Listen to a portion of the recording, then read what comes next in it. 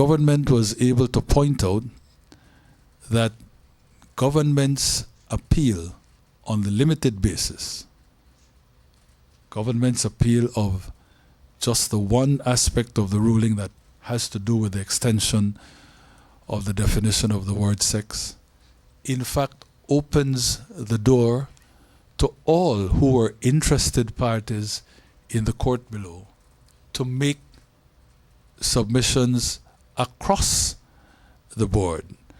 Recollect that when government took its initial position, the problem was for people like Pastor Lance and Mr. Menzies, they were not interested parties.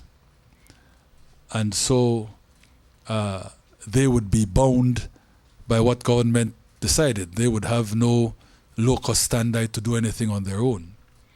Well, that was not the case with Bishop Philip Wright and the Anglican Church, Pastor Howell Longsworth and the Belize Evangelical Association of Churches, and certainly not the position with the Roman Catholic Church, because they were all interested parties. The feeling was, in terms of Bishop Philip and Pastor Longsworth, they weren't interested in an appeal.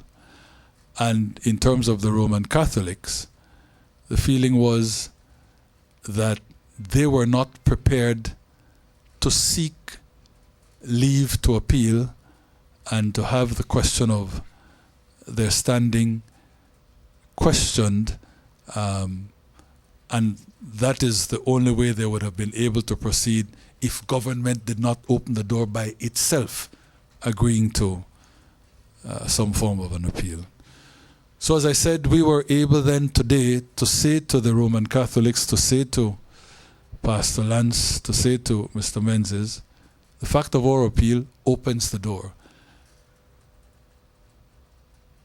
The Roman Catholics, as an interested party, can now make submissions in the appeal, and they can go beyond where government is prepared to go. Because I repeat, government is limiting itself to only one aspect for challenge.